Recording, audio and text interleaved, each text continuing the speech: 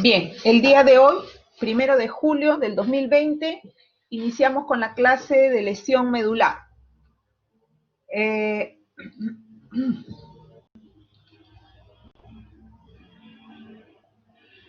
a ver, la idea de presentarles esta clase es compartir con ustedes algunos conceptos, algunas aspectos importantes que tiene este tipo de lesiones, esta patología, con respecto a la especialidad de rehabilitación. Para esto, pues, tenemos que recordar algunos conceptos que son muy importantes de neurología, que son básicos y que asumo que ustedes ya lo saben, ¿no? Entonces, tanto en la exposición que vamos a realizar como en las preguntas del examen, propiamente no van a ser, pues, aspectos de anatomía pura, ¿no? Que ya se supone que ustedes deben manejar, conceptos de neuroanatomía, ¿no? Entonces, vamos a hacer una revisión dirigida a la especialidad y de todas maneras se va a tocar muy superficialmente algunos conceptos que son importantes, que ustedes los tengan claros, muy claros, porque no solamente les va a permitir hacer diagnóstico de este tipo de lesiones, sino también lesiones de otro tipo que tengan origen neurológico, ¿no? Entonces, bueno, en el hospital de policía la rehabilitación, ¿no? Las patologías de rehabilitación que llegan a rehabilitación se han tratado de agrupar en algunos programas específicos, ¿no? Porque se manejan algunos protocolos dirigidos de acuerdo a la patología, ¿no? Entonces es así que se trabaja con programa de lesiones centrales, que también es motivo de una clase, programa de amputados que creo que ya tuvieron, lesiones de nervios periféricos que también tuvimos, ¿no? Un programa de desarrollo psicomotor, que bueno, efectivamente, si bien es cierto la población que tenemos es predominantemente adulta, se ve con un poco menos frecuencia pacientes que tienen alteraciones de este tipo de desarrollo, ¿no? La parte del desarrollo psicomotor, es decir, patologías de niños, ¿no? Y un programa que está dirigido específicamente al paciente con lesión medular, que es muy digamos, variado, es muy dinámico, es muy activo, puesto que, como ustedes comprenderán, el grueso de nuestra población es una población que está expuesta a sufrir lesiones de esta naturaleza, ¿no? Como vamos a ver más adelante, por las etiologías que son directamente relacionadas a la actividad que desarrolla el personal policial, ¿no? Entonces vamos a ver, pues, más adelante con respecto a las etiologías, ¿bien? Entonces, ¿cómo vamos a definir nosotros una lesión medular, no? Aquí en esta presentación dice que es una injuria, ¿no? Directa o indirecta que va a afectar a la médula espinal, trayendo como consecuencia una alteración motora, sensitiva y neurovegetativa, ¿no? Entonces, siempre yo traduciéndolo a la parte práctica, ¿qué es una lesión medular? ¿No?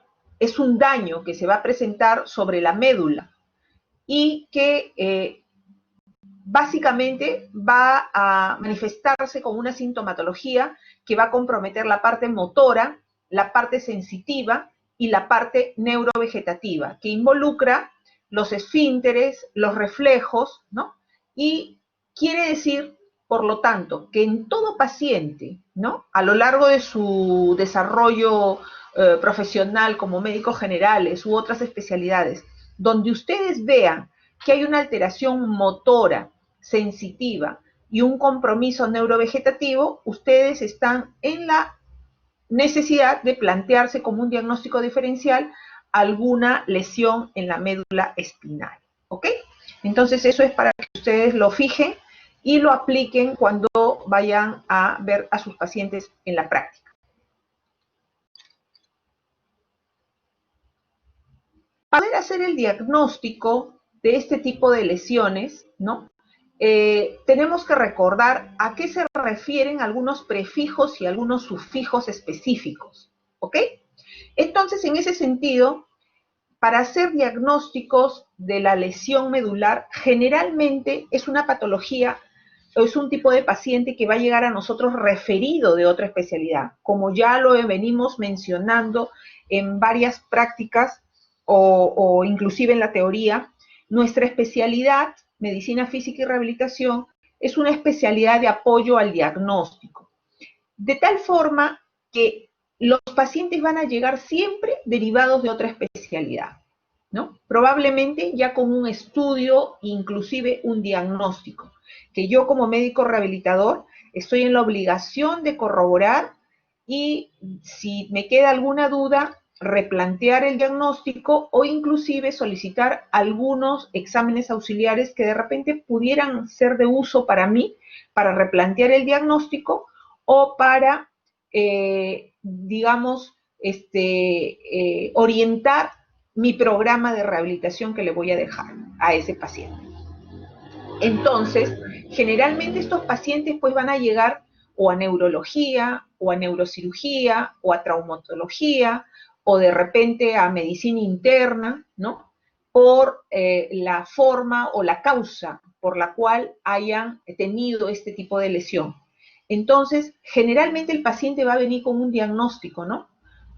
Traumatismo vértebromedular, ¿no? O va a venir como secuela de Guillain-Barré, ¿no? O secuela de postcirugía por meduloblastoma, por decir, ¿no? Entonces, el paciente, yo siempre digo, va a venir con un apellido, pero yo le tengo que poner el nombre dentro de lo que es rehabilitación, ¿ok? Entonces, en ese sentido, debemos recordar los términos, pues, de tetraplegia, paraplegia. Para esto debemos recordar, ¿no?, que tetra o cuadri significa que involucra las 4 extremidades. Para, solamente me voy a referir a las extremidades inferiores, ¿no? Y si yo uso el término de plejía, voy a estar orientándome a la parte motora, ¿no? Recuerden, motora. Y también cabe la posibilidad de que yo pueda usar el sufijo paresia, recuerden ustedes, ¿no? Entonces, puedo tener una tetraparesia o una cuadriparesia o una paraparesia también, ¿ok? Miotoma. ¿Qué cosa es un miotoma? Esto es algo muy importante que debemos recordar, que es tan importante, tan igual como saber o recordar o identificar a los dermatomas. El miotoma se dice que es un área o un grupo de músculos que va a estar inervado por una raíz nerviosa de origen motor.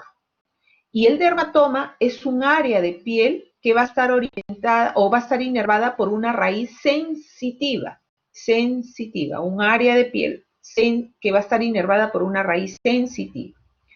Ahora, para hacer los diagnósticos debemos de recordar que podemos identificar un nivel neurológico, podemos identificar un nivel esquelético, que nos va a ser dado el nivel neurológico básicamente por la identificación o el nivel que nosotros determinemos de acuerdo a la evaluación de los miotomas o de los dermatomas. Y en cuanto al nivel esquelético, va a estar dado pues por el nivel o el cuerpo vertebral que vaya a estar afectado, ¿no? Como consecuencia de la lesión propiamente, que en este caso probablemente va a ser de un origen traumático, ¿no? O también inclusive puede ser un no traumático, ¿no? De repente un aplastamiento vertebral por una osteoporosis, por un mieloma múltiple, un cáncer de médula, qué sé yo, ¿no? Entonces, puede haber un compromiso vertebral y esto obviamente lo voy a determinar pues con alguna ayuda diagnóstica, ¿no? Como es una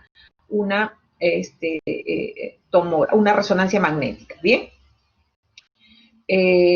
Las lesiones medulares pueden ser de tipo completo o pueden ser de tipo incompleto. Esto también es importante tenerlo en cuenta porque esto me va a permitir a mí como médico rehabilitador orientar al paciente tratando de aprovechar algún remanente de sensibilidad que pueda tener Perdón, se corrió. ¿Cómo yo lo voy a identificar? ¿no? ¿Y a qué me refiero cuando yo digo es una lesión completa o una lesión incompleta? Yo, para identificar si estoy en una lesión completa o incompleta, le voy a realizar al paciente un examen como si le estuviera haciendo un tacto rectal o un tacto rectal. Y voy a ejecutar la maniobra de los movimientos haciendo el tacto rectal como si estuviera evaluando una próstata. Recuerdan ustedes cuando han hecho su curso de urología, seguramente habrán hecho alguna vez un tacto rectal para evaluar una próstata. Entonces yo de la misma forma voy a realizar el examen en el paciente. ¿Y qué me va a referir el paciente? El paciente me va a referir, ¿no? Si yo hago el procedimiento, ¿no? Introduzco mi dedo dentro del ano y hago las maniobras de movimiento, ¿no? Tratando de evaluar todo el contorno de esta zona. El paciente me puede referir, ¿no? Obviamente yo no le voy a decir, te voy a hacer un tacto rectal, ¿no? El paciente pueda que no me refiera ningún tipo de sensación, que no necesariamente puede ser identificada como que el paciente te diga, sí, doctor, me está haciendo un tacto rectal, ¿no? El paciente puede no sentir absolutamente nada a pesar de la maniobra que tú le puedes realizar. Entonces, significa que estoy frente a una lesión completa, no siente absolutamente nada. En cambio, si yo hago las maniobras y el paciente logra percibir algún tipo de sensación que necesariamente tiene que ser identificada como que, doctor, me está haciendo un tacto rectal, sino, doctor, siento algo que quema, doctor, siento una presión, doctor, siento una sensación extraña, doctor, siento no sé, como si algo, como que si me estuvieran peñiscando. Es variado de acuerdo a la sensibilidad que pueda manifestar el paciente. Pero percibe algún tipo de lesión, entonces nosotros vamos a decir que estamos frente a una lesión incompleta. ¿Y qué significa esto? ¿No? Significa, a ver, en forma práctica, si nosotros nos imaginamos a la médula, ¿no? Hacemos un corte, recuerdan ustedes que habían haces, núcleos, ¿recuerdan? Y si nos imaginamos a la médula como si fuese un cable de luz, ¿no? Un cable de luz. Cortamos el cablecito de luz y tenemos digamos el contorno o el capuchón, digamos, que es como de un plástico, ¿correcto? Pero en su interior tenemos un montón de cablecitos, ¿no? Que de repente cortamos unos cuantos cablecitos y quedan algunas conexiones todavía. Igualito, ¿no?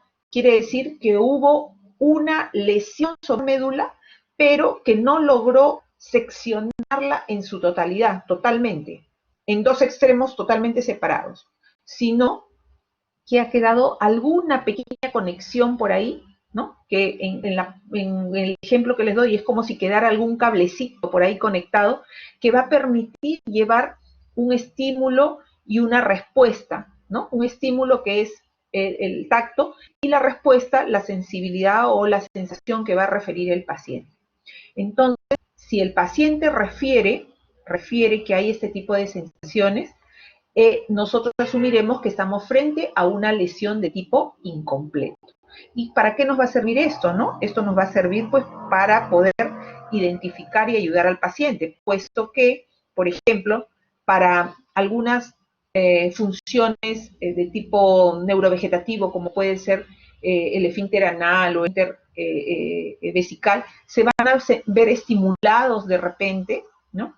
Ante una vejiga llena y la persistencia de estas pequeñas conexiones, el paciente puede referir no la sensación propiamente de defecar o de miccionar, pero sí puede tener una respuesta como una sensación, dependiendo de la conexión que haya quedado preservada, ¿no? Puede percibir una sensación de ardor, de quemazón en el trayecto de la pierna, en la parte más distal de sus extremidades, ¿no? Entonces, el paciente hay que enseñarle a correlacionar este tipo de sensaciones con alguna función de repente de este tipo que puede mejorar su calidad de vida del paciente definitivamente, ¿no?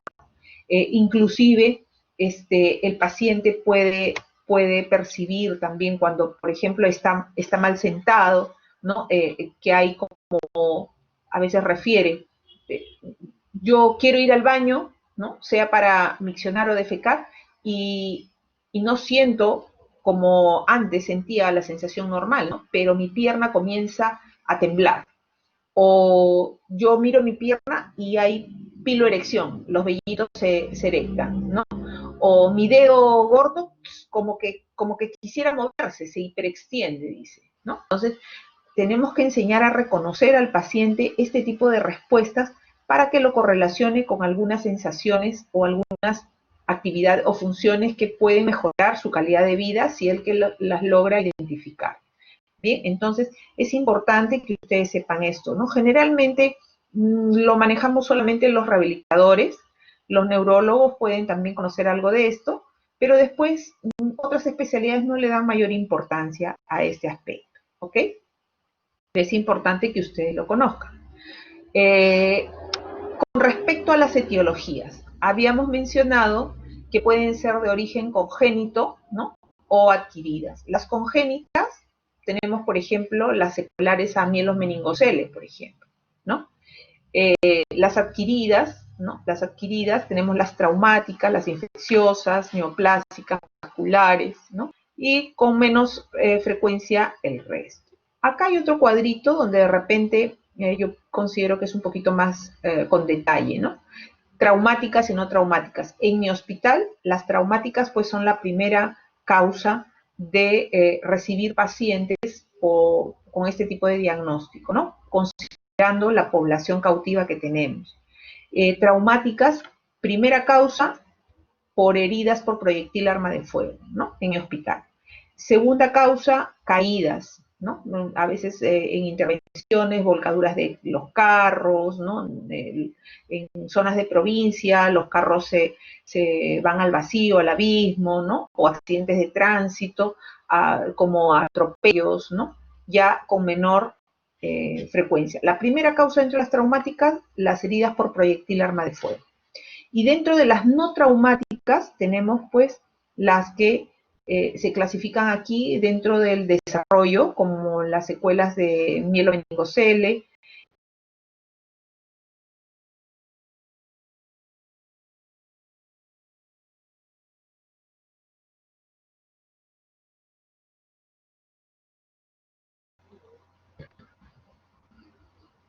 Doctora, se fue el audio. Sí, hija, se fue la presentación, se me fue. ¿La ven ustedes? Sí, Ya, doctora.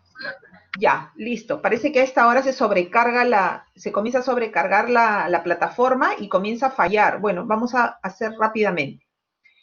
Tenemos espondilolistesis. Ustedes saben que las espondilolistesis es el desplazamiento de la superficie articular vertebral, perdón, hacia la parte anterior o hacia la parte posterior, ¿no? Son raras y generalmente pueden ser secuelas también de un problema como un antecedente previo de origen traumático, ¿no? Donde de repente ha habido ruptura de algún ligamento.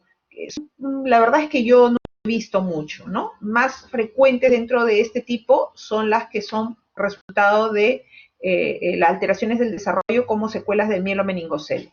Dentro de las adquiridas, sí es frecuentemente haber visto, ¿no? Haber visto sobre todo las que son secuelas en los estadios terminales del HIV. Eso sí he podido ver yo, inclusive en nuestro hospital, ¿no? Degenerativo por HNP hernia de núcleo pulposo, bueno, en la actualidad ya no son muy frecuentes, ¿no? No son muy frecuentes porque antes que se produzca este tipo de manifestación, el paciente entra a sala de operaciones, ¿no? Aunque ahora la tendencia del tratamiento de las hernias del núcleo pulposo es conservadora, ¿no? Ofrecerle al paciente un tratamiento de rehabilitación bien dirigido, ¿no? Un control de postura, un control de peso, indicación de ayudas ortéticas para mejorar su patrón postural, ¿no? Como última alternativa se deja pues a la cirugía, ¿no? Que generalmente puede tener alguna repercusión dentro de este tipo de manifestaciones de sintomatología, ¿no? Por compromiso de hernia núcleo pulposo. Luego tenemos a las neoplásicas, que también no son muy frecuentes, por lo menos en la práctica yo no he visto mucho, ¿no? Y las otras que también no son muy frecuentes, ¿no? Las idiopáticas, la esclerosis lateral amiotrófica y, la esclerosis múltiple, ¿no? Eso sí son bastante frecuentes también, ¿no? La neuromielitis también son frecuentes, ¿no? Las que son de origen idiopático, ¿ok? Luego vamos a ver, ¿no? Las fases de las lesiones medulares. Generalmente para estudiar lesiones medulares tenemos en cuenta a aquellos pacientes que tienen etiología traumática, porque es donde mejor vamos a poder identificar las fases de este tipo de evolución en estas lesiones, ¿no? En otro tipo de etiologías, como por ejemplo las infecciosas, ELA o esclerosis múltiple, las fases no son muy típicas como para poder tenerlas de modelo de estudio, ¿no? Primero porque la zona comprometida a veces es mucho más extensa, ¿no? El área de médula o el segmento de médula comprometido es mucho más extenso. En cambio, en las traumáticas es más localizada la lesión, ¿no? En un determinado nivel. Entonces nos permite ver un antes o analizar un antes y un después. En el otro tipo de etiologías, como que la cosa es un poco más progresiva, ¿no? De mayor tiempo de evolución. Entonces no se puede diferenciar bien, muy bien, a veces el inicio de una etapa, el término de la misma y el inicio de la siguiente, ¿no? Pero en las lesiones de tipo traumático, generalmente vamos a evidenciar dos etapas muy importantes, en todas las lesiones medulares, ¿no? Pero en las de origen traumático es donde más las vamos a identificar. Una que se le denomina de shock medular y la otra la fase de recuperación refleja. La fase de shock medular se dice que inicia en el momento que se presenta la lesión sobre la médula, ¿no? Por la causa que fuese, que estamos hablando preferentemente de una lesión de tipo traumático, ¿no? Y se prolonga hasta el momento en el que aparecen los reflejos primitivos como el bulbo cavernoso y el cremasteriano, ¿no? Entonces, en tiempo específico, la literatura no menciona un tiempo rígido, como decir 4 semanas, 5 semanas. No lo menciona. Menciona un tiempo promedio amplio que puede ser variable entre uno y otro paciente, ¿no? No asumimos, no se sabe la causa por qué puede variar entre uno. Asumimos que puede ser por el tipo de lesión, el proceso inflamatorio propiamente de la lesión, la evolución de cada paciente, ¿no? Todos esos aspectos pueden.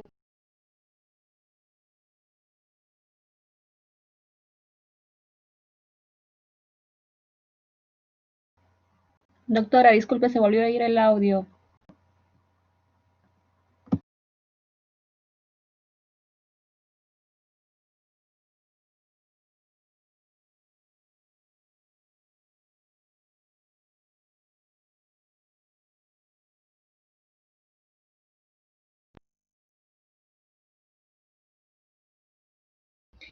Chicos, ya volví.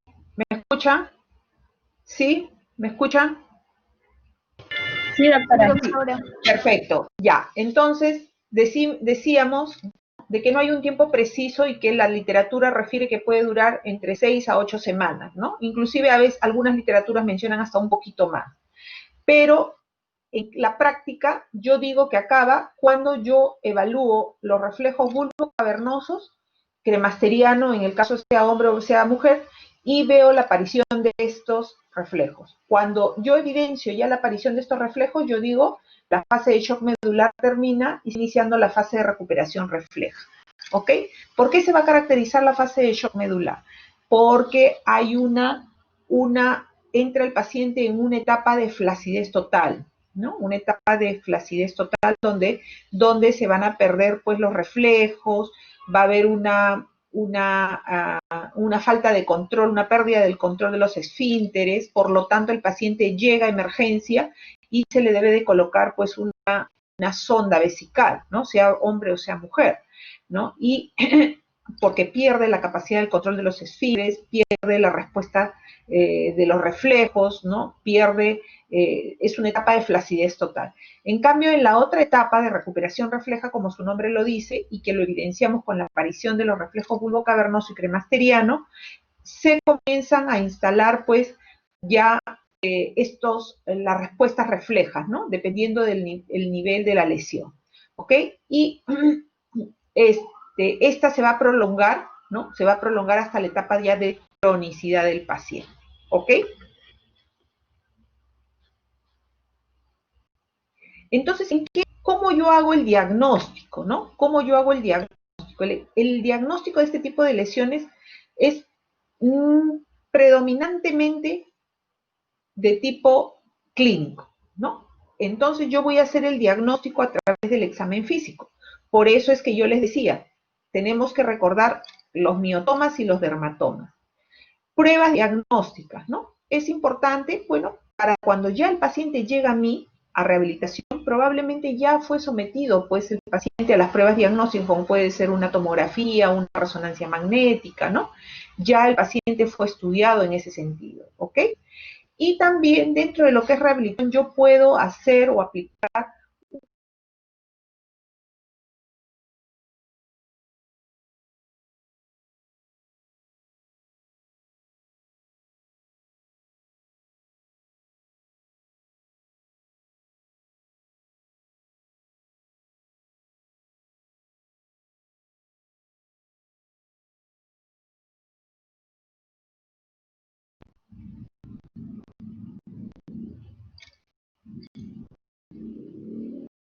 Ya, entonces podemos aplicar la escala de Asia. Como esta escala la estudió y bueno, las siglas son en inglés.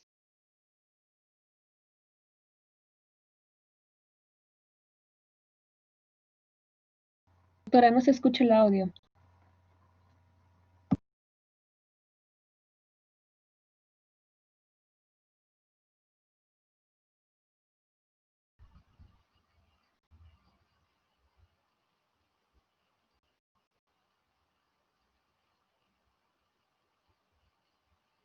A ver, chicos, ahora sí creo. La verdad es que no es mi internet, chicos, es la plataforma de ustedes. Tienen que llamar, creo, en la universidad. Vamos a hacer también un informe nosotros porque se está interrumpiendo mucho. Ahora sí, doctora, sí se escucha. Ya, listo. Esperemos que no falle. Entonces les decía que la escala de Asia es una escala que ha sido estudiada por una asociación, por la Asociación Americana de Lesión Espinal, ¿no? Y Asia significa, pues, se forma esta palabra de las siglas en inglés de esta asociación. El asunto es de que esta escala la manejamos generalmente los rehabilitadores, ¿no? Porque tiene que ver con la evolución del paciente. Otras especialidades a veces no la manejan. Y es importante que yo le mencione, ¿por qué? Porque recuerdo que en mi época alguna vez fue motivo de pregunta de examen de residencia, ¿no? Entonces es importante que por lo menos ustedes la hayan escuchado alguna vez y tengan una idea de qué se trata, por si acaso les pueda venir cuando postulen a la residencia. Eh, Tranquilos porque por si acaso esta parte no voy a preguntarla en el examen, ¿ah? Así que, pero como cultura general dentro de lo que es la especialidad, ¿bien? Vamos a proceder a explicarla conforme vamos avanzando. Entonces habíamos dicho que tenemos que tener en cuenta lo que concierne a los miotomas, ¿ok? Aquí ustedes están viendo, ¿no? Un test muscular, le llamamos, cuando evaluamos, ¿no? A través del movimiento algunas raíces específicas, ¿no? Entonces vemos aquí, en el lado izquierdo, vemos que la raíz C5, ¿no? Es flexión de codo, ¿ok? C6 son extensores de muñeca, C7 son extensores de dedos, C8 son los flexores de los dedos. De ahí, vean ustedes, se salta, ¿no? De D1, que es abducción del quinto dedo, se salta hasta L2. Luego vamos a ver el por qué. L2 es flexión de la cadera, L3 son los extensores de rodilla, L4 son los dorsiflexores de tobillo, L5, el extensor largo del primer dedo, y S1, flexor plantar del tobillo. Quiere decir que cuando yo quiera evaluar estas raíces, yo le voy a pedir al paciente que ejecute esos movimientos. Si el paciente ejecuta normalmente esos movimientos, quiere decir que esa raíz está conservada. Si el paciente no realiza el movimiento que yo le estoy solicitando, quiere decir que esa raíz está lesionada. Y si realiza el movimiento parcialmente, ¿no? Quiere decir que hay un parcial daño en esa raíz. ¿Ok? ¿Cómo evalúo yo este movimiento? En el lado derecho puede...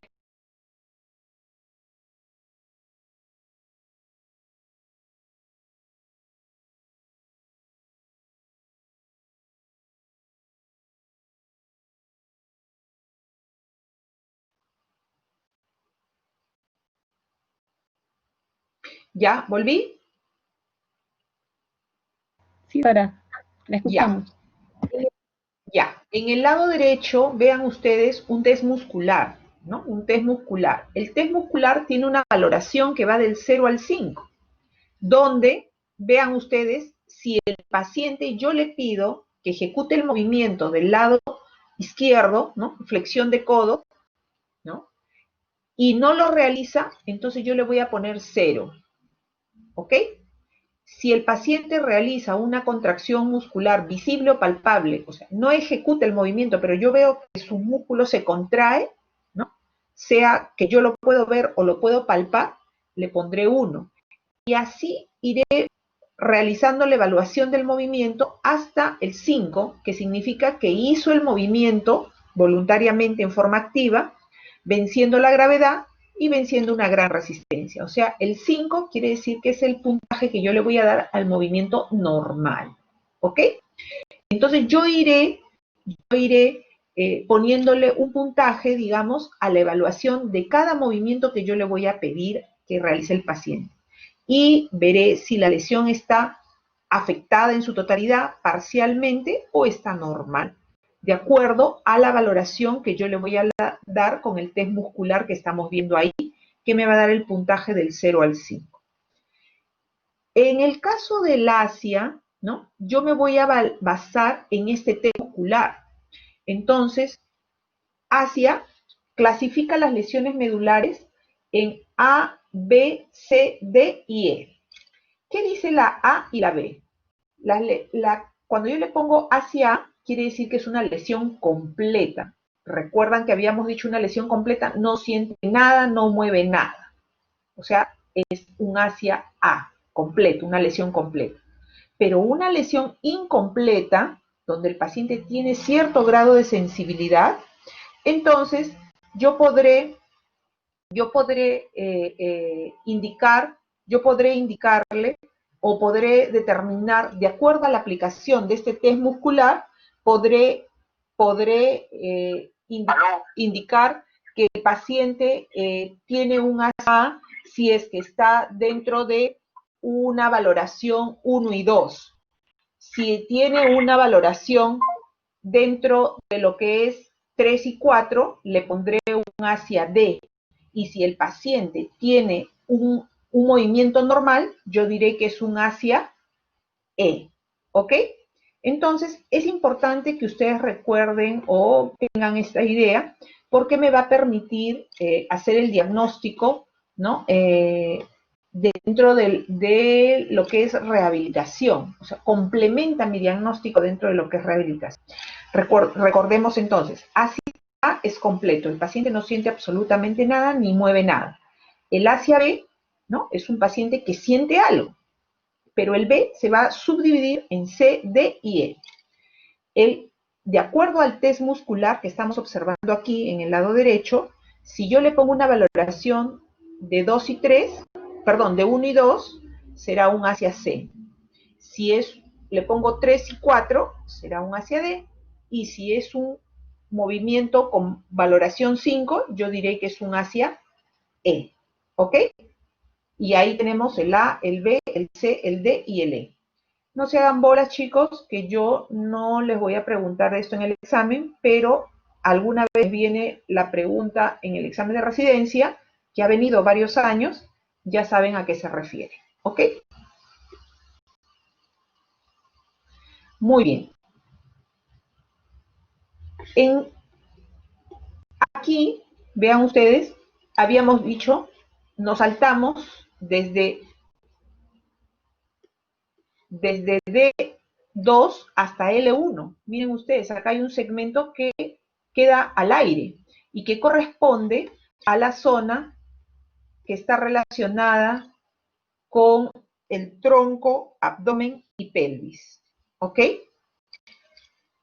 ¿Por qué se salta esta zona? Porque en estos grupos musculares yo no puedo decirles, pues, a ver, muévete, miotoma D4 o D10, no le puedo decir, ¿no? Porque están todos, pues, digamos, entrelazados, ¿no? Es todo un componente en conjunto.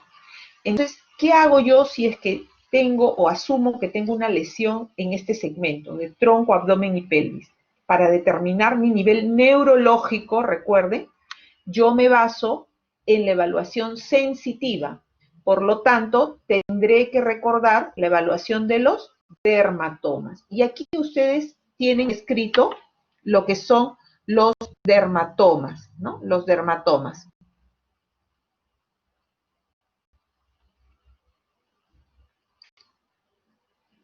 Los dermatomas, ¿ok?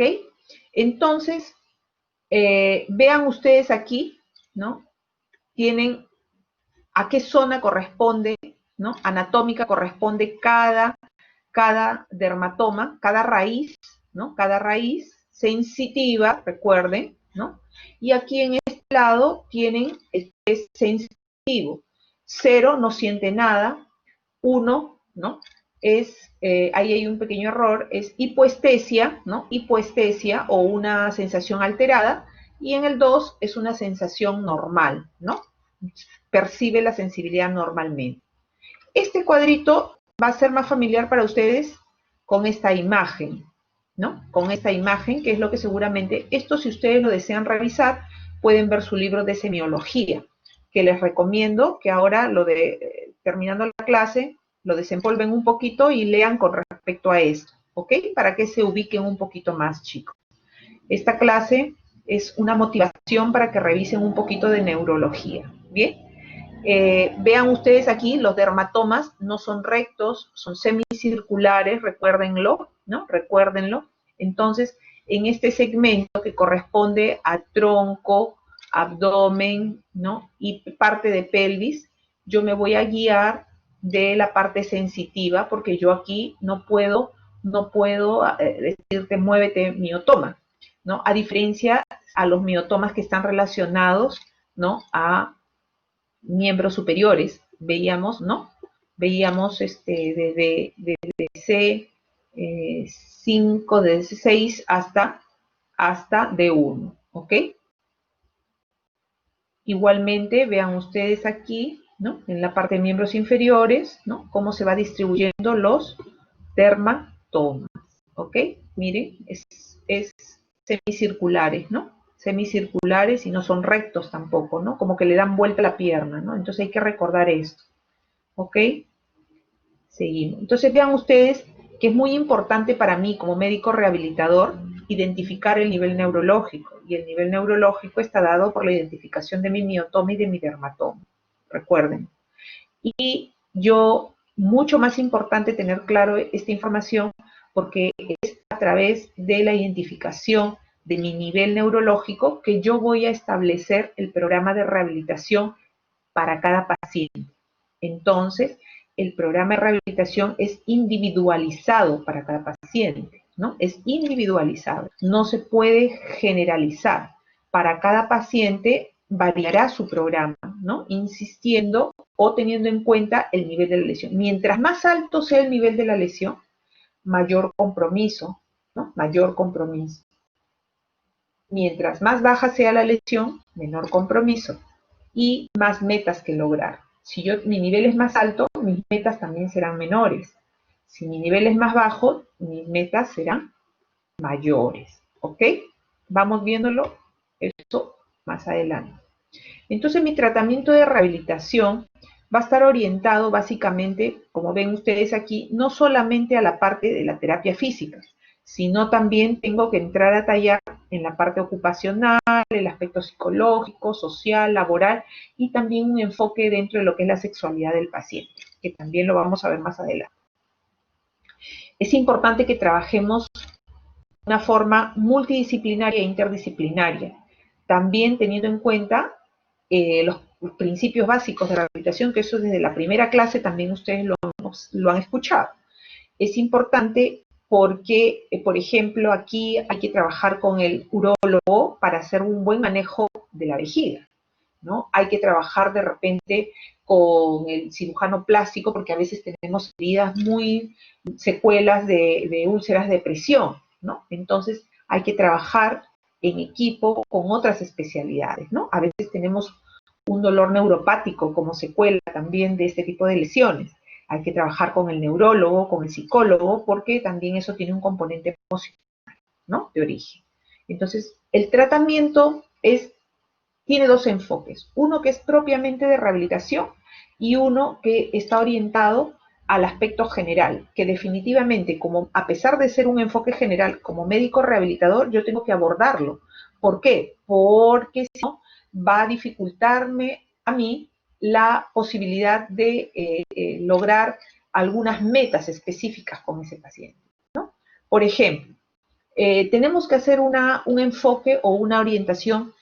Ya que llegamos a este aspecto, entonces, ¿en qué momento me hacen a mí la interconsulta como especialista los colegas que han captado al paciente, digamos, ¿no?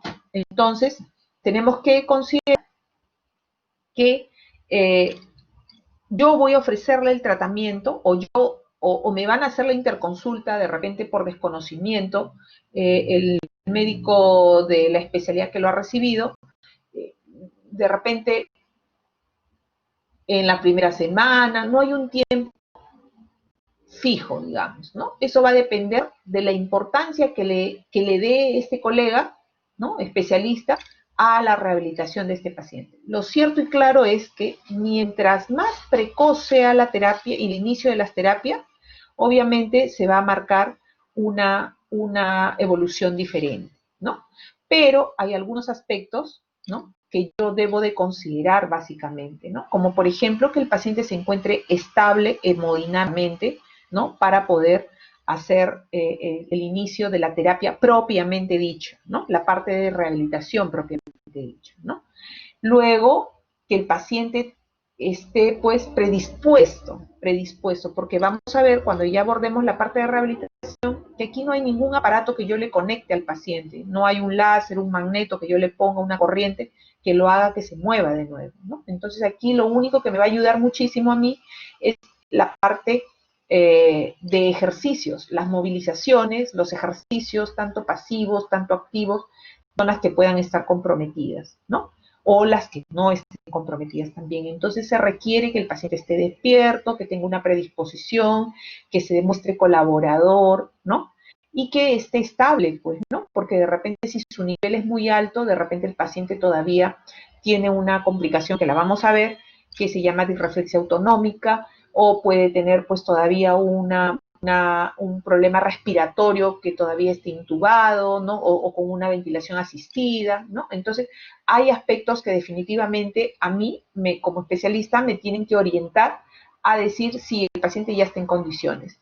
Pero esto no me exceptúa de que me puedan hacer la interconsulta para que yo ya vaya dando algunas orientaciones específicas que a la larga van a beneficiar esta evolución en el paciente, ¿no? Por ejemplo, desde el punto de vista cardiovascular, tendré que recomendar pues que se hagan los vendajes de miembros inferiores, que se haga el paso progresivo, ¿no? De las posturas de cúbito al sedente, ¿no? Y si es posible del sedente de repente a la bipedestación, ¿no?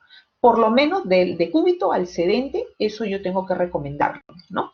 Debemos de tener en cuenta también el manejo de las disreflexias autonómicas o de las disinergias, ¿no? Que es una complicación que se presenta en pacientes que tienen niveles muy altos, ¿no? La literatura describe que se pueden presentar en aquellos pacientes que tienen lesiones inclusive por encima de D6, pero en realidad en la práctica yo he observado que generalmente pacientes que tienen niveles dorsales infrecuentemente lo presentan, más es cuando tiene niveles cervicales comprometidos, ¿no? Entonces son cuádriceps, no parapléjicos, ¿ok? Entonces, tenemos que recomendar los cuidados para evitar este tipo de complicación, ¿no? Que va de la mano, ¿no? Con toda la parte genitourinaria, y ahorita lo vamos a ver por qué, la parte intestinal también. Debemos favorecer, ¿no? En el aspecto de genitourinario, recuerden ustedes que habíamos dicho que el paciente entra en una etapa de flacidez, por lo tanto se le pone su sonda. Y la sonda hay que comenzar a trabajar ya también la parte urinaria, ¿no? Con el clampaje y desclampaje, ya que al paciente se le coloca una sonda Foley, que es la sonda permanente, y lo que buscamos con el clampaje y desclampaje es estimular al esfínter, ¿no? Interno, externo, para que cuando la vejiga se encuentre ocupada, automáticamente el esfínter pues se abra y salga la orina. Pero en algunos casos, en algunos tipos de lesiones, el esfínter no se abre aún con la presión del volumen que puede estar retenido. Entonces hay que hacer la consulta a urología para que se haga el estudio de urodinamia, ¿no? Que es el estudio de la vejiga, donde se van a medir las capacidades de la vejiga para poder saber si estamos frente a una vejiga que es espástica, o sea, una vejiga chiquita, o una vejiga flácida, que quiere decir que es una vejiga con una gran capacidad de volumen, ¿no? Y si estamos frente a un esfínter que va a responder al estímulo del volumen, ¿no? O a un esfínter que también muchas veces puede estar permanentemente dilatado, ¿no? Entonces el urólogo, ya aquí trabajamos en conjunto para que él nos dé esa información y también pueda dar la medicación que corresponde para facilitar la apertura y el cierre de los esfínteres. De los esfínteres que, permítanme un minuto, voy a enchufar la computadora. La batería se bajó. Entonces, perfecto. Entonces, trabajamos con el urólogo para que nos dé esta información, medique al paciente y nosotros podamos hacer lo que le llamamos el cateterismo intermitente, con la intención de quitar esta sonda Foley que colocamos en un inicio y entrar a la etapa ya del cateterismo intermitente, ¿no? ¿Qué significa? Que le vamos a enseñar al paciente, porque de eso nos encargamos nosotros, ¿no? Previo el estudio de la urodinamia y la medicación que corresponda por parte del urólogo, a cateterizarse el paciente cada cierto tiempo, ¿no? Buscando vaciar el residuo que se pueda quedar siempre en esa vejiga, porque se le enseña al paciente a hacer lo que se llaman maniobras de Credé, que seguramente ustedes han escuchado, que son los masajes que se hacen suprapúbicos, tratando de estimular a la vejiga y a la apertura de los esfínteres, ¿no? Para que pueda eliminar y a través de maniobra pujo pueda eliminar espontáneamente el volumen que tiene retenido. Pero siempre va a quedar un remanente. Entonces, ese remanente hay que tratar de renovarlo, ¿no? Enseñándole al paciente que debe tomar una ingesta de agua, que debe controlar, ¿no? Una medición tanto en ingesta como en la eliminación, ¿no? Para tener un promedio aproximado, que debe eliminar casi en su totalidad lo que toma, ¿no? Y lo que sale, ¿no? Y tiene que haber un equilibrio en esto. Y que ese remanente que queda en la vejiga debe ser renovado constantemente para que no sea un medio de cultivo para las infecciones que muy frecuentemente padecen estos pacientes, ¿no? Se tiene también que orientar a hacer los lavados vesicales, ¿no? Por eso es que el equipo de rehabilitación para estos pacientes también incluye la presencia de un enfermero, ¿no? Que es quien nos va a dar el apoyo en todo este aspecto. Nosotros en el hospital sí lo tenemos, el equipo del programa de lesionados medulares, ¿no? Tenemos un enfermero, tenemos a la psicóloga, a la asistente social, todo el equipo completo, dado, como les he mencionado, el tipo de paciente o la población que muy frecuentemente sufre este tipo de problemas, ¿no? El ácido ascórbico indica con la intención de acidificar el pH de la orina, ¿no? Y prevenir, digamos, de alguna forma, que si queda un remanente de vejiga de volumen, pues se acidifique y evite la proliferación de los gérmenes, ¿no? También hay que recomendar los cambios de puntos de apoyo, ¿no? Para evitar las escaras, ¿no? Las escaras que son un gran problema para nosotros, pues limita posteriormente al inicio de las terapias como corresponde.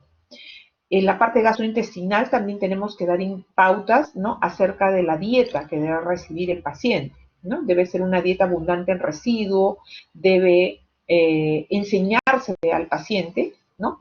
A que debe, así como en los niños pequeños, adoptar un horario, ¿no? Un horario, y que ayudado con la dieta y con, de repente, la indicación de algún laxante que puede ser oral, o pueden ser las ayudas de los supositorios, ¿no? Los enemas de baja presión. Hay que favorecer un ritmo evacuatorio con frecuencia, ¿no? Que debe de ser, permítame un minuto, por favorcito, un minutito.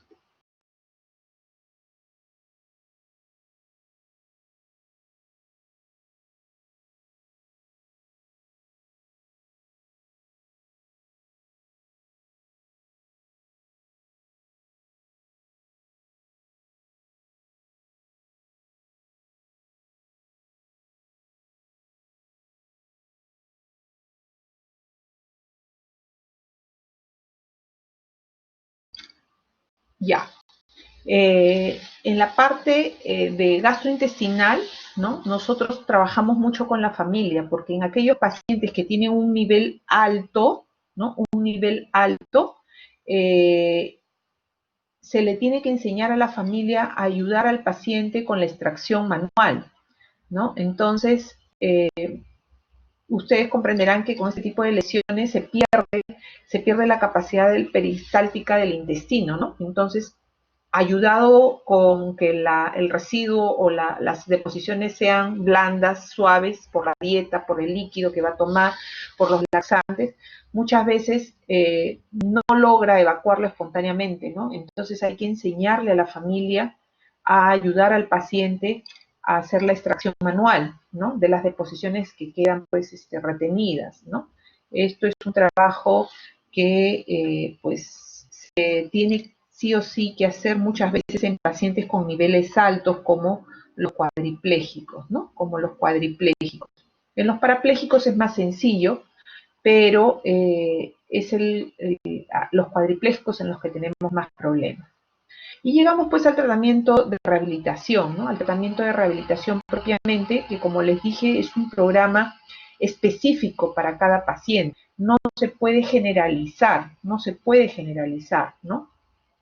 Va a depender mucho de el nivel de la lesión. Entonces, si el nivel es alto, pues con mayor razón tendremos que insistir en los ejercicios respiratorios, ¿no? En fisioterapia respiratoria, ¿no? Muchas veces desde el destete, porque a veces, dependiendo del nivel de la lesión, a veces el paciente se encuentra con su tubo de traqueostomía, ¿no? Y ayudar a destetarlo, ¿no? A retirarle el tubo, a que comience a ventilar espontáneamente, ¿no? Entonces, dependiendo del nivel de la lesión, habrá que trabajar con eso. Luego nosotros a veces decimos, ¿no? Se debe de trabajar pues donde todavía hay movimiento, ¿no? Entonces, ¿para qué haremos pues, para qué trabajaremos pues si la parte que ya no hay movimiento, ¿no? Pero no, hay que en la parte pléjica, parética, se tiene que trabajar los ejercicios pasivos, ¿no? Y en la parte que todavía hay función remanente, la parte activa, ¿no? Que en un inicio de repente puede ser activa pura, ¿no? Y luego se va a convertir en activa resistida para hacer el fortalecimiento adecuado, el fortalecimiento muscular, ¿no? ¿Por qué? Porque es generalmente la zona conservada o preservada de movimiento y sensibilidad la que tiene que compensar, ¿no? A los grupos musculares que han sido comprometidos o afectados, ¿no? Porque estos son los que van a darle el soporte posterior al paciente, ¿no?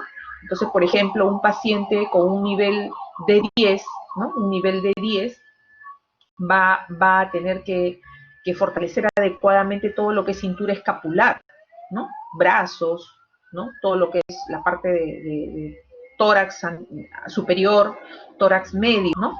¿Por qué? Porque ese paciente con un nivel de T10, dentro de sus metas está pararse y caminar, ¿no?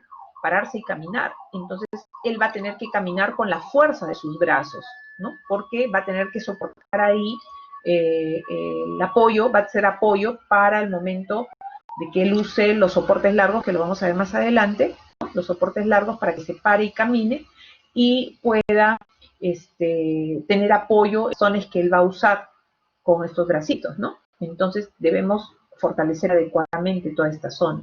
Sin embargo, si tenemos un paciente que tiene un nivel C8 que habíamos dicho que era flexión de dedos, ¿no? La flexión de los dedos es como hacer puño, cerrar la mano haciendo puño, ¿no? Ese C8, entonces vamos a ver de qué me valdría trabajar pues D2, D3 o todo lo que es tronco, abdomen, pelvis, ¿no? Si el paciente debajo de C8 ya no va a tener nada de movimiento. Recuerden ustedes que en estas lesiones se identifica el nivel neurológico y se pierde todo lo que está por debajo del nivel neurológico, ¿no? Se pierde toda la función, ¿no? Lo que te queda sano es lo que está por encima de la lesión. Y a eso es lo que yo me debo de abocar, a fortalecer esos miotomas, esos dermatomas que han quedado parcialmente conservados o conservados en su totalidad, ¿no? Porque todo lo que está por debajo de la lesión ya no se va a mejorar. Eso lo tenemos que tener claro para poder entender este tipo de lesión. Tenemos que trabajar también en la colchoneta. ¿Por qué? Porque aquí no es como que yo digo, no, el paciente ya se quedó sin caminar, se estabilizó y de frente lo llevo al gimnasio y mi objetivo principal es de nuevo pararlo. No, el paciente tiene que pasar por todo un periodo de desarrollo neuroevolutivo, ¿no? ¿Y a qué le llamamos esto? ¿No? El paciente obviamente tendrá que empezar como si fuese un niño pequeño, ¿no? Un niño pequeño a primero, si el nivel de la lesión lo permite, estando en decúbito, o sea, echadito, voltearse para un lado y para el otro, así como hace un bebé recién pequeñito, ¿no? Luego que ha logrado eso, trataremos pues de incorporarlo, ¿no? ¿Qué hace el bebé? Aprende a sentarse, ¿no? A sentarse. Para esto, el bebé ha tenido que controlar su cuellito y ha tenido que controlar su tronco, ¿no? Entonces, vamos a ir trabajando todo lo que son respuestas posturales y de equilibrio, ¿no? En forma progresiva. Por ejemplo, si es un paciente con un nivel alto, probablemente ha perdido control cefálico, entonces hay que trabajar primero control cefálico, ¿no?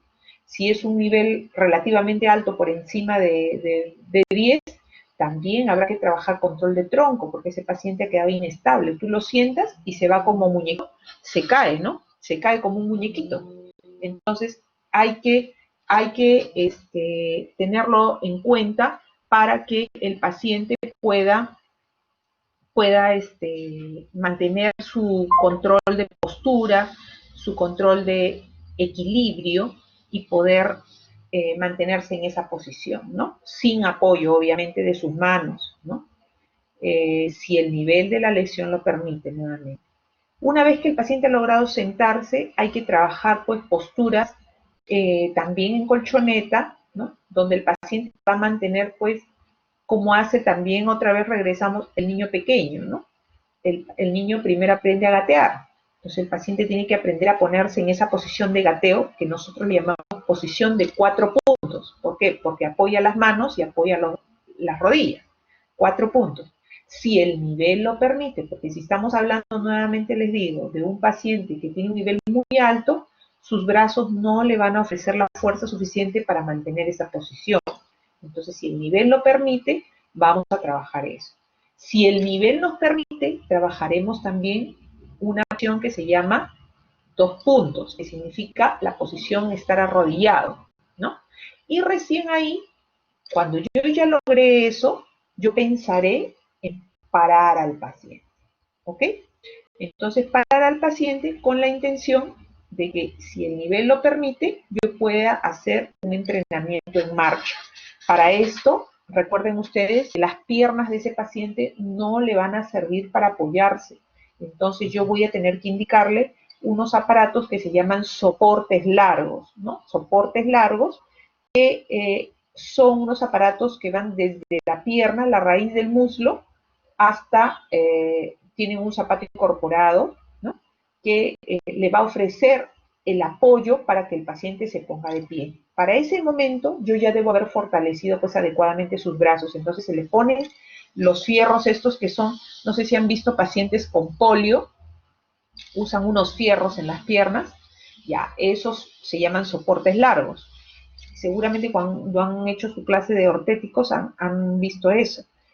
Se les pone eso y eso va a ser el aparato sobre el cual el paciente va a tener el soporte para mantenerse de pie.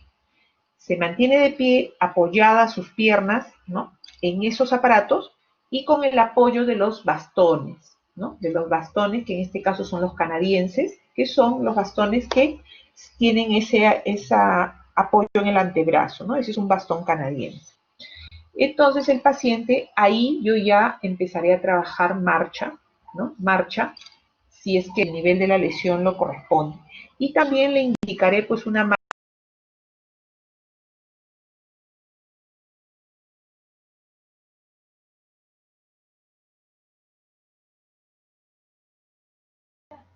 Doctora, se fue el audio. Ahora sí, ¿me escucharon? Recién la ¿Sí? escuchamos, doctor. Ahora sí. Uy, ya. Entonces, como les decía, vamos a trabajar dos tipos de marcha, la marcha péndula y la marcha alterna, ¿no? La marcha péndula será aquella marcha en la cual, por ser el nivel un poquito más alto, ¿no? El paciente va a movilizar la pelvis en bloque, ¿no? Y va a pasar.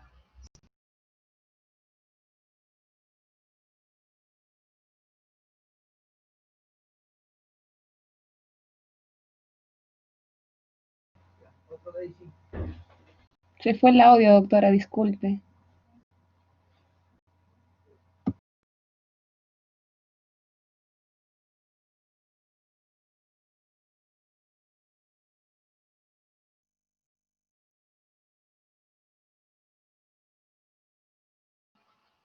Ya, chicos.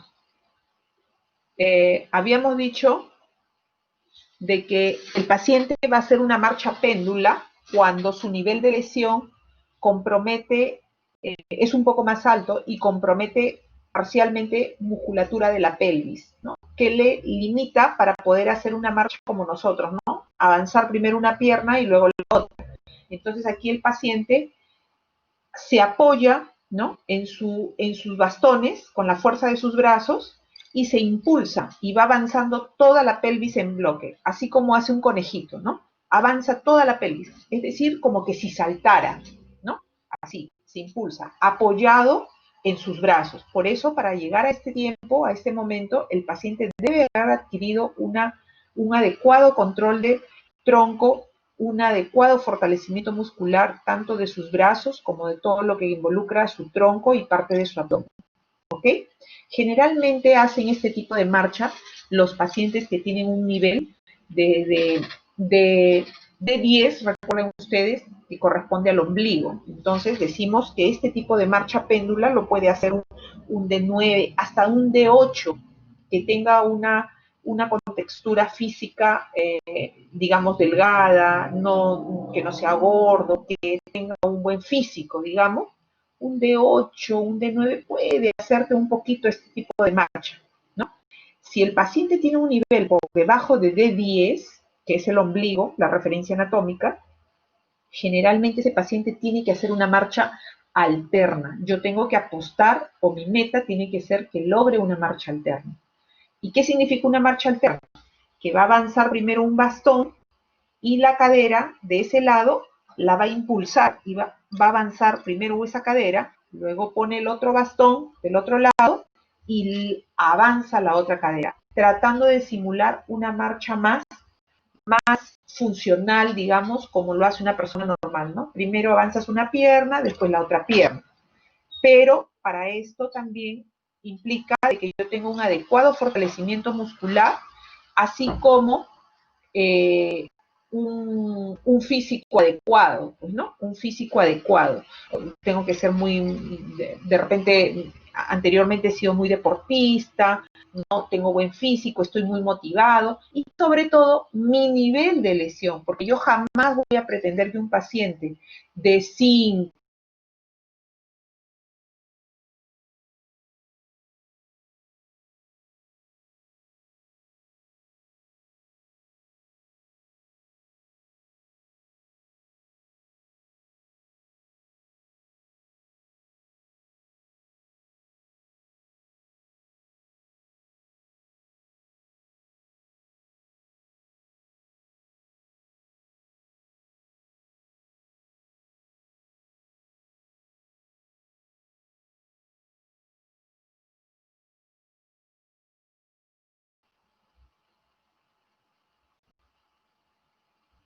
ya, regresé. Jamás voy a pretender que un paciente que tiene un nivel de 4, de 5, ¿no? De 6, haga una marcha alterna, ¿no? O sea, yo estaría proyectándome mal a las metas que debe lograr ese paciente. Efectivamente, puede lograr marcha, pero ¿qué tipo de marcha va a lograr? Entonces yo tengo que tener clarísimo, muy bien identificado mi nivel de lesión, ¿ok? Eso no se olviden, porque si no, yo voy a diseñar mal mi programa de rehabilitación para ese paciente.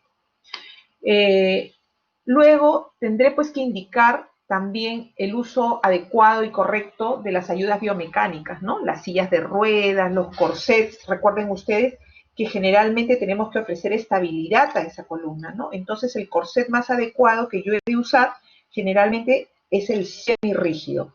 Tal vez el paciente por el tipo de lesión haya podido en un inicio utilizar un corset rígido, ¿no? De repente por indicación de neurología, pero eso será por el tipo de lesión que presente, ¿no?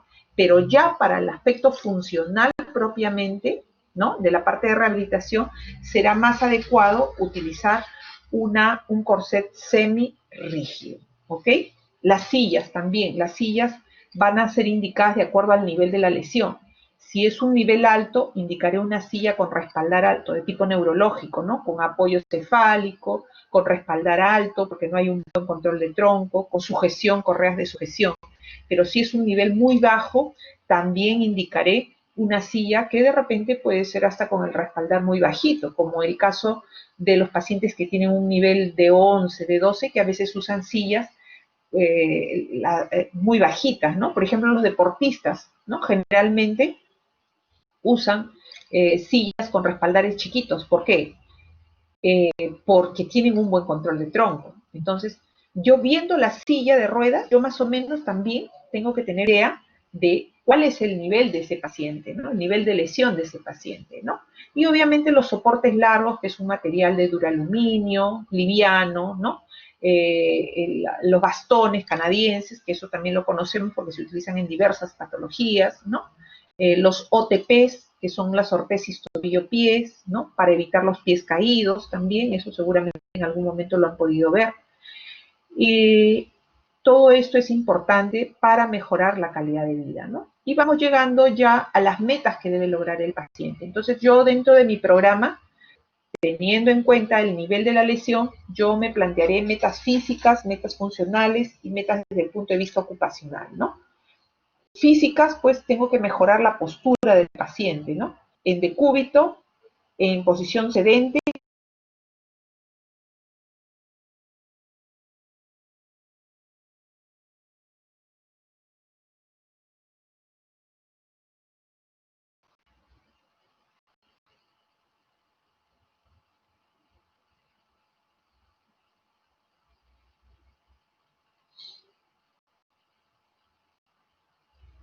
Ya.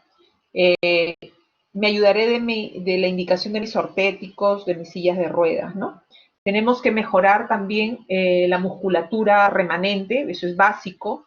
Tenemos que cuidar los puntos de apoyo. Para eso también muchas veces no solamente nos orientamos o abocamos al tratamiento de la parte funcional, sino también dentro de lo que es terapia física podemos coadyuvar el tratamiento de otros especialistas. Si el paciente tuviera, por ejemplo, una escara, podíamos indicar, ¿no?, el soporte complementario al manejo de las escaras con la indicación de un láser, con la indicación de un ultrasonido en la zona adyacente a la lesión, ¿no?, para favorecer la cicatrización o la regeneración del tejido o la preparación de la zona para que después el especialista de plástica o cirujano proceda a hacer el injerto o el colgajo, ¿no?, o la rotación de la parte comprometida, ¿no?, la parte muscular comprometida, ¿no? Entonces, coadyuvamos también en esta etapa, en esta área, como un objetivo o una meta, si es que se interconsulta en su momento, ¿no? Bueno, los objetivos básicamente dentro de esto está pues evitar que el paciente en algún momento alguna articulación se convierta en rígida o se anquilose, ¿no? Por eso es de que habíamos dicho, hay que hacer ejercicios pasivos y ejercicios activos, ¿no? Los pasivos son los que yo le voy a hacer de las zonas donde no hay movimiento, tratando de mantener el trofismo de alguna manera y en los rangos articulares, ¿no?, y evitando las posturas viciosas que pudieran condicionar a la larga rigideces o posturas viciosas, ¿no? Dentro de la parte funcional, pues que el paciente sea independiente, utilizando todas las ayudas biomecánicas que se le puedan indicar, ¿no? Luego, mejorar su capacidad respiratoria, ¿no?, dependiendo del nivel de la lesión, obviamente, ¿no? Mejorar, pues esto, la respiratoria va de la mano con la reserva cardíaca o el rendimiento cardíaco, ¿no? Entonces hay que trabajar todo esto, y más aún, habíamos dicho, si es que estamos frente a un paciente con un nivel de lesión alto, ¿no? Mejorar el ritmo evacuatorio, tanto en la parte intestinal como en la parte vesical, eso es importantísimo porque eso puede ser un detonante para la aparición de esta complicación que habíamos mencionado, que era la disreflexia autonómica. Y la parte de sexualidad es algo muy importante en todo ser humano, ¿no? Anteriormente, pues era algo considerado como un tabú, ¿no? Tuve la suerte de dirigir el programa de lesiones medulares en el hospital durante muchos años, ¿no? Y hay algo muy importante aquí, ¿no? El médico rehabilitador resulta ser una persona así para este paciente es como, como el sacerdote o el cura, ¿no? El paciente, hay que generar una comunicación muy estrecha con el paciente, ¿no? Porque obviamente hoy día caminar y mañana ya no debe ser algo muy, muy terrible para un ser humano, ¿no?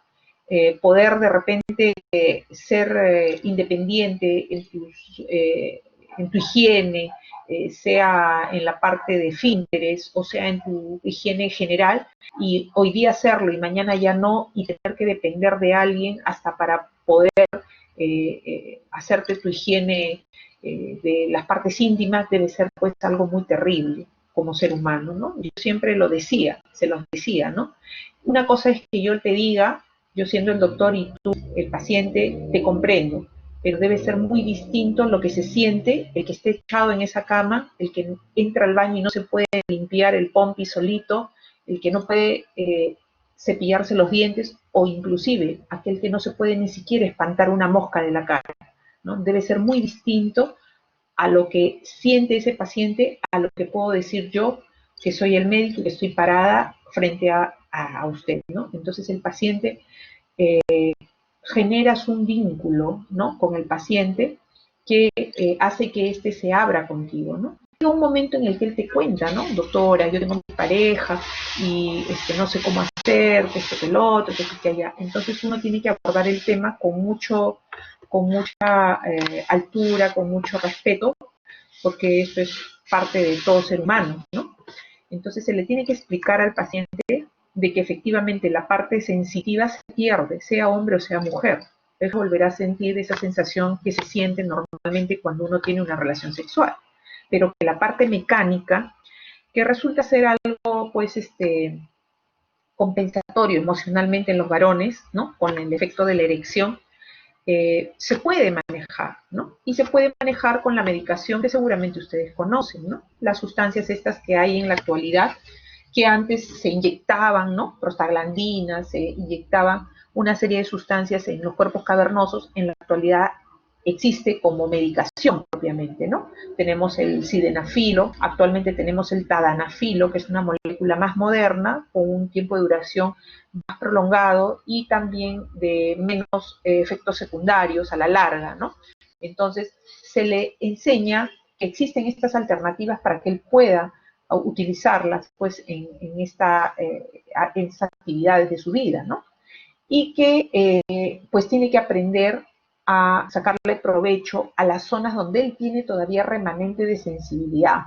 Y muchas veces hemos tenido que hablar con la pareja, ¿no? Sea la esposa o sea el esposo, para que puedan ellos aprender a descubrirse y a conocer cuáles son sus zonas de mayor sensibilidad que se han preservado porque no tienen, por encima de su nivel están conservadas, y que aprendan a sacarle provecho a la sensibilidad en esa zona, ¿no? Y bueno, ya tienen que entrar a tallar pues una relación con un psicólogo también que debe manejar todos estos aspectos, ¿no? Es una cosa muy difícil, pero es un trabajo muy bonito que me ha traído muchas satisfacciones a lo largo de mi carrera profesional, donde he visto que parejas han logrado tener familia inclusive, ¿no? Entonces ellos se han puesto de acuerdo, han hecho sus tratamientos ginecológicos y han llegado en el caso de los varones, que son los pacientes, a obtener el líquido seminal, rescatar a los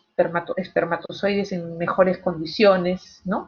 De morfología y de velocidad, todos los estudios que se le hace al espermatozoide, y han hecho la inseminación, ¿no?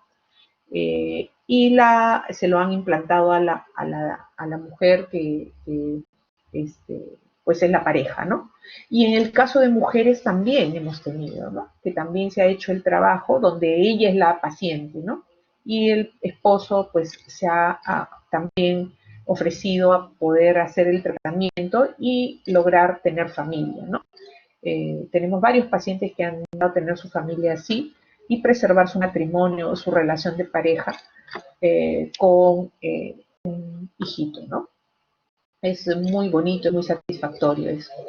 En el caso de las mujeres, pues lastimosamente no hay ninguna medicación que se le dé porque no hay ningún aspecto compensatorio como la erección en el varón, ¿no? Entonces la mujer sí tiene que trabajar mucho la parte psicológica y las zonas de preservación de sensibilidad, ¿no? Entonces su pareja tiene que conocer muy bien cuáles son sus zonas para que pueda compensar la parte sensitiva, ¿no? Y pasar pues en búsqueda de lo que se le conoce como el orgasmo lógico, ¿no? Ya eso es un trabajo de pareja, pero que implica que el médico que aborda a estos pacientes pueda llegar a ellos, ¿no? Para que pueda mejorar estos aspectos también que son muy importantes para la vida de un ser humano. Es una cosa muy importante abordar también al paciente, porque cuando el paciente ya se da cuenta que no mueve las piernas o que no mueve los brazos, que no se puede mover como antes, el paciente siempre te va a preguntar: ¿cuándo me voy a mover? ¿Cuándo me voy a sentar solo? ¿Cuándo voy a poder agarrar un vaso, una cuchara o ser como antes, ¿no? Y en los años que tengo de experiencia, he visto llorar a muchos, muchos pacientes, ¿no? Y al comienzo, cuando yo empecé, me mucho de que yo lloraba con ellos a veces también, ¿no? Se me caían las lágrimas porque, pues, daba muchísima pena, ¿no? Pero con los años entendí y aprendí algo que también me enseñaron mis maestros, ¿no? Que no, a este tipo de pacientes jamás les puedes decir: tú no vas a volver a caminar, ¿no? Simplemente uno tiene que decirles de que hay un periodo, que hay que esperar, que tiene que tener un poco de paciencia, pero que probablemente las cosas nunca van a ser como antes, que va a tener que aprender a hacer muchas cosas nuevas, y las que sabía hacer probablemente va a requerir de, de aprenderlas a realizar de otra forma, ¿no? Entonces, y tratar de bajar al paciente lo más pronto al gimnasio, donde él se va a encontrar con muchos pacientes que están en iguales condiciones. Entonces el paciente, poco a poco, solo se va a ir dando cuenta cuál va a ser su final, ¿no? Y va a llegar un momento en el que efectivamente el paciente se sienta a tu lado y te dice: doctora, yo voy a ser igual que él, ¿no? Yo no voy a caminar o yo no me voy a mover nunca más, yo voy a ser igual que ese paciente, ¿no? Entonces, es ahí donde tú tienes que efectivamente, ¿no? Ratificar también de una manera muy suave, con mucho criterio, que efectivamente su condición va a ser tan igual como la que él está observando en ese compañero, ¿no? Entonces, es una mala política o una mala técnica la que yo he observado a través de los años de muchos colegas, tal vez de otras especialidades y también de esta especialidad, donde le dicen de frente al paciente, ¿no? Tú nunca más vas a volver a caminar, ¿no? O ya acostúmbrate porque te vas a tener que acostumbrar porque hasta para darte de comer siempre vas a necesitar a alguien, te van a tener que dar de comer, todo te van a tener que hacer. Eso es muy terrible para un paciente, ¿no? Y en un primer momento es la primera pregunta que le van a hacer al médico que esté más cerca o en más contacto con el paciente, ¿no? Entonces, bueno, eso es algo que, una experiencia que yo se las transmito, porque probablemente así como va la tendencia de la medicina, probablemente, y como les digo, ¿no? Estos pacientes generalmente no llegan directamente a mí, ¿no? Llegan al médico general o al médico de otras especialidades, ¿no? Casi la mayoría, cuando el paciente les hace esta pregunta, le dice, espérate que ya vas a llegar a rehabilitación, ¿no? El rehabilitador te va a responder tu pregunta, le dice, ¿no? Y nos dejan a nosotros el problema. Pero, bueno, ya les voy adelantando cómo se puede manejar esto, ¿no? Y dentro de las metas ocupacionales, vamos viendo pues que el objetivo es reinsertar al paciente sociolaboralmente, ¿no? Sociolaboralmente definitivamente, en toda su magnitud, ¿no? ¿Qué complicaciones podemos tener, no? Desde el punto de vista esquelético, habíamos dicho, evitar rigideces, atrofias, ¿no? Deformaciones. Y por supuesto también recuerden ustedes que la persona que no tiene movimiento en un segmento específico predispone a hacer fracturas patológicas por estrés, ¿no? Entonces hay que cuidar mucho este aspecto, sobre todo en aquellos pacientes que terminan siendo espásticos, ¿no? Es decir, que tienen un tono incrementado. A veces tienen su espasticidad y ¡pum!, se caen de la silla, ¿no? Entonces hay que recomendar o supervisar eso para que si se presenta con mucha frecuencia el paciente tenga una sujeción adecuada, ¿no? Y la silla sea pues la adecuada también, porque si es muy liviana puede voltear, ¿no? En la parte cardiovascular, la parte de las trombosis venosas, ¿no? O los tromboembolismos pulmonares, ¿no? Cuando son niveles muy altos. Las neumonías, ¿no? Los niveles muy altos de este tipo de pacientes generalmente se nos mueren, no por la lesión medular propiamente, sino porque hacen problemas respiratorios o cardiovasculares, ¿no? La parte genitourinaria, ¿no? Las infecciones urinarias que también pueden ocasionar problemas de sepsis en los pacientes, ¿no? La parte intestinal, que puede haber pues una obstrucción, un hilo paralítico, todo eso tenemos que tener mucho cuidado, sobre todo manejarlo con la dieta y el abundante líquido, ¿no? Los puntos de apoyo, las osificaciones heterotópicas, las úlceras de presión, todo eso tenemos que tener en cuenta, ¿no? ¿Recuerdan ustedes a esa niñita que balearon en la vía expresa, ¿no? ¿Recuerdan a esa niña? Ya, esa niña tenía un nivel muy alto, ¿no? Esa niña tenía un nivel, era una niña con compromiso de las 4 extremidades. Quiere decir que su nivel de lesión estaba en nivel cervical, ¿no? Comprometía las 4 extremidades. Y esa niña yo sé que era un nivel muy alto sin haberla visto de cerca porque nunca pudieron destetarle el tubo de traqueostomía. La niña murió con su tubo de traqueostomía, ¿no? Entonces significa, ya ver un paciente con traqueostomía significa, ya me orienta a mí a pensar que el nivel de lesión es alto, ¿no? Entonces, generalmente por encima de C5 son niveles incompatibles con la vida, ¿no? Porque hay compromiso del bulbo respiratorio, recuérdenlo. Y generalmente yo puedo evaluar mis miotomas por encima de C5, recuerden ustedes, ¿no? Entonces yo aquí esto sí se los voy a pedir que lo lean muy de cerca, con mucho cuidado, porque vean ustedes que un paciente que tiene un nivel C5 solamente tiene como meta un 15% de poder lograr independencia en actividades de vida diaria, ¿no? Quiere decir que va a ser un paciente muy dependiente, ¿no? Si yo voy bajando en niveles, C6, por ejemplo, C5, recuerden que era flexión de codos, ¿no? C6 era extensión de muñeca, ¿no? Si es C6, quiere decir que C5 está normal, entonces tiene flexión de codo, ¿no? C6 era extensores de muñeca, ¿no? Tiene un 25% de lograr independencia en actividades diarias. Definitivamente estos pacientes no van a lograr ni siquiera pararse, menos caminar, ¿no? Porque no hay fuerza en los brazos. Su trabajo va a ser 100% intelectual, ¿no? El que tiene C6, que tiene ya algo de muñeca, ¿no? Si yo tengo algo de muñeca, imaginen ustedes mi flexión de muñeca, ¿no? Significa que yo te puedo adaptar, porque tienes cierta fuerza en los flexores de brazo, ¿no? Entonces, de codo. Entonces significa que yo puedo flexionar mis codos. Entonces te puedo colocar una ferulita en tu muñeca que de repente me puede permitir teclear de repente una computadora, ¿no? Que sea muy sensible, puedo poner una ferulita y puedo teclear ahí, ¿no? O un celular, puedo hacerlo con un poco de dificultad, pero puedo lograrlo con un adecuado entrenamiento, ¿no? Eh, si yo sigo bajando en mi nivel de lesión, ¿no?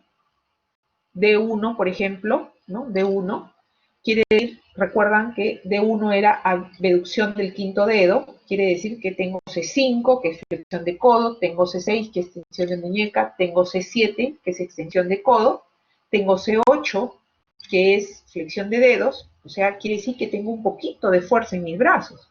Ya mejora mi condición de independencia en la actividad de vida diaria, ¿no? Tengo un 50%, ¿ok? Entonces, aquí yo voy a poder eh, eh, mejorar mis movimientos de miembros superiores, ¿no? Definitivamente tampoco voy a poder caminar, ¿no? Y mi trabajo va a ser más de tipo manual, ¿no? Pero obviamente con ayuda de una férula, ¿no? Una férula. De repente aquí un D1, como tiene fuerza en muñeca, en brazo, en antebrazo, un poco de fuerza, yo puedo ponerle una férula que le permita de repente coger un vaso y llevarse el vaso a la boca, ¿no? De repente le hacemos una férula, encaje un cepillo dental y puede cepillarse un poco los dientes en la parte anterior, pero si ya quiere lavarse usted adentro, por dentro y todo, ya una cosa más que requiere más fuerza para el cepillado o para maniobrar el cepillo por dentro de las dientes o al fondo, las últimas piezas dentarias, ya el paciente no va a tener mucha fuerza, ¿no? Pero mejora aún con toda su condición, ¿no? Y esa parte de la habilidad, digamos, o el desarrollo en las actividades de vida diaria, lo va a hacer el área de terapia ocupacional, ¿no? El pacientito acá un poquito, de repente jamás va a coger un cuchillo para cortar su carne, ¿no? Pero sí puede, si le corta a alguien la carne, él puede con una férula, se le encaja la cucharita y de repente puede levantar un poquito su comida, ¿no? Obviamente un cubierto liviano, ¿no? Una comida que no sea muy pesada, qué sé yo, ya él puede ser un poquito más independiente, ¿no? A diferencia de un C5, un C6 como lo habíamos visto, ¿no? Si ya estamos en tronco, en un nivel D6, ¿no? Recuerden, D4 es las tetillas, ¿no? D6 es por debajo más o menos al apéndice sifoides, más o menos por ese nivel, ¿no? Es el nivel de D6. Ya tenemos parte de tronco, la parte alta, ¿no? Por las tetillas, ¿no? Tronco, parte alta, estamos como tronco, inclusive parte media, ¿no? Superior y un poquito de parte media del tronco. Entonces, ya tenemos un poquito de control del tronco. Entonces, también ese paciente, si es un paciente que se ha entrenado bien en la parte física, tiene buenos brazos, es atlético, de repente la persona ha sido deportista anteriormente, delgado, ¿no? Liviano, entonces de repente podemos hacer un poco de bipedestación, solo bipedestación, con la fuerza de sus brazos, nada más, ¿ok? Pero caminar va a estar un poco difícil, ¿no?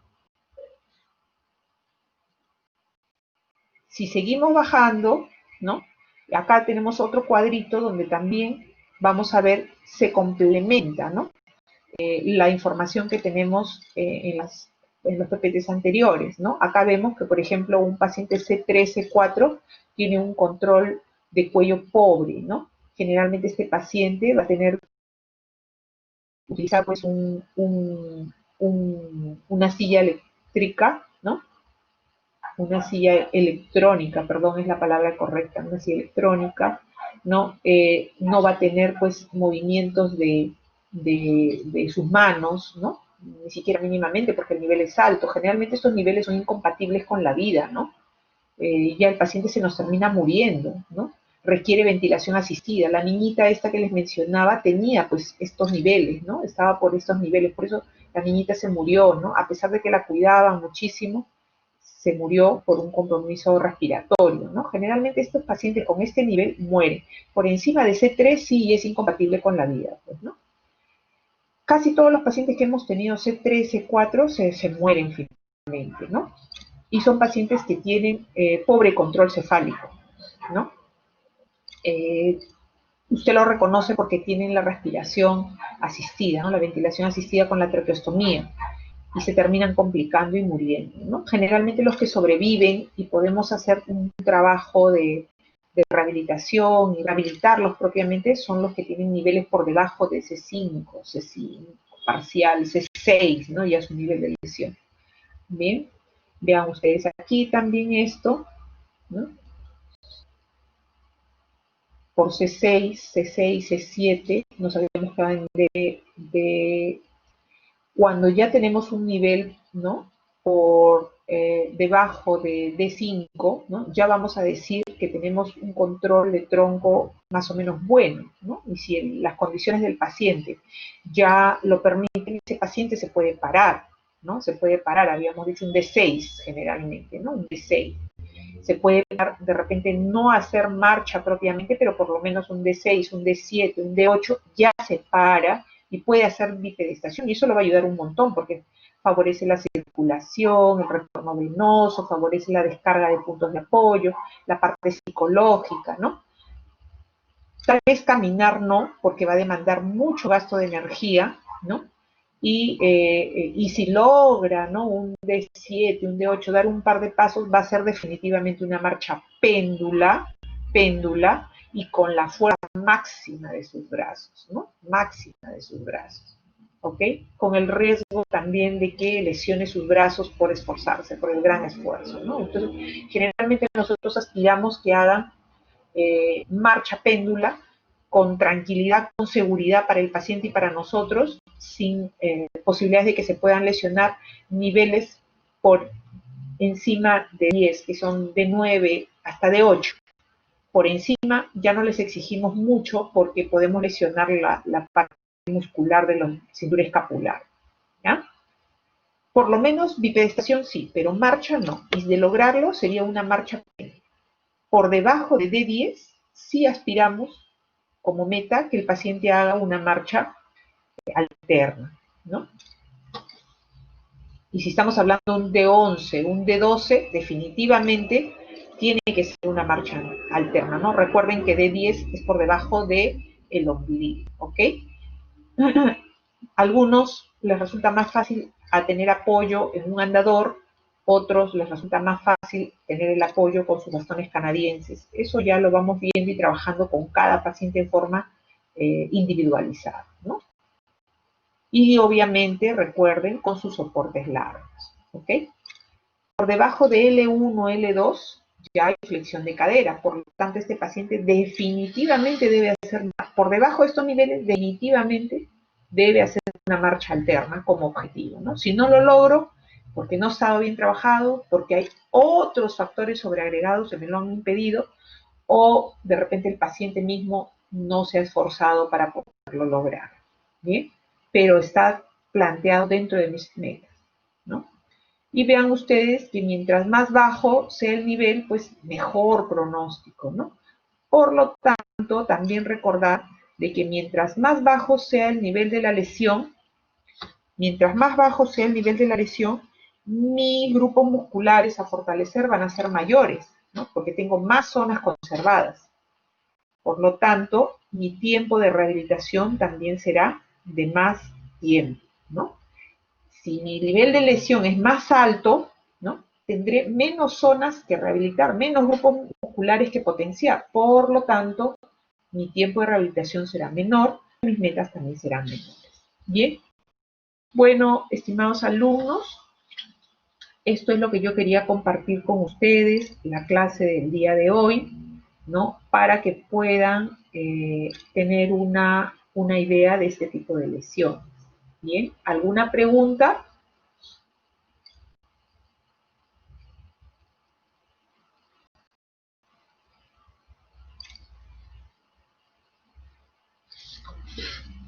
Chicos, ¿me escuchan, no?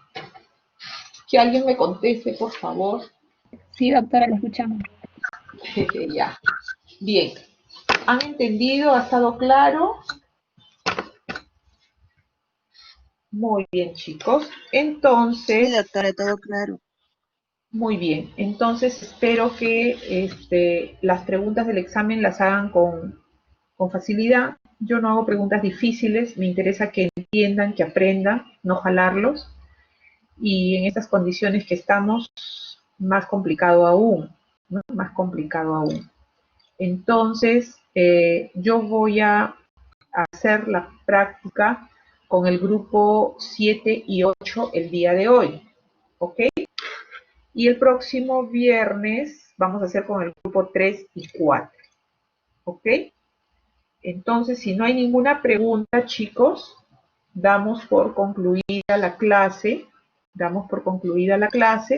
y nos estamos encontrando con el grupo de práctica en 15 minutos, ¿les parece? Los jóvenes del día viernes, ¿sí? Los jóvenes del día viernes que son del grupo 3 y 4, ¿tienen una clase temprano? ¿Alguna clase temprano, chicos? ¿El viernes? Ah, ya, entonces el grupo 3 y 4 no hay opción de que lo podamos hacer el día viernes más temprano. Gracias, Honores, sí lo voy a pagar. Entonces, ¿a qué hora nos encontramos el día viernes? Grupo 3 y 4.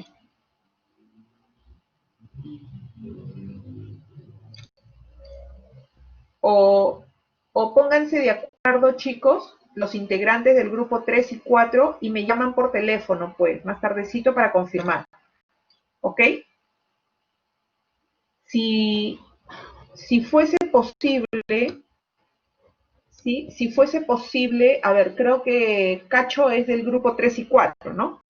Si fuese Doctora. posible, ya, hija, si fuese posible de repente poderlo hacer más tarde o de repente en un momento para adelantarlo sería ideal, pero si no, si se les complica mucho no se dan problemas, chicos. Me dan una fecha alternativa si es que lo tienen todos y si no, la hora exacta el día viernes a qué hora nos encontramos, ¿ok? Yo estoy para acomodarme por ustedes, ¿bien? Y el grupo 7 y 8, sí, nos encontramos en 15 minutos, ¿les parece? 15 minutos exactos, porque como la clase es de lo mismo, vamos a hacer una cosa bien interesante el día de hoy. ¿Ok? Sí, doctora. Ya. Está Bien, bien, chicos. doctora, muchas gracias. Ustedes cuídense. Nos vemos en unos minutos.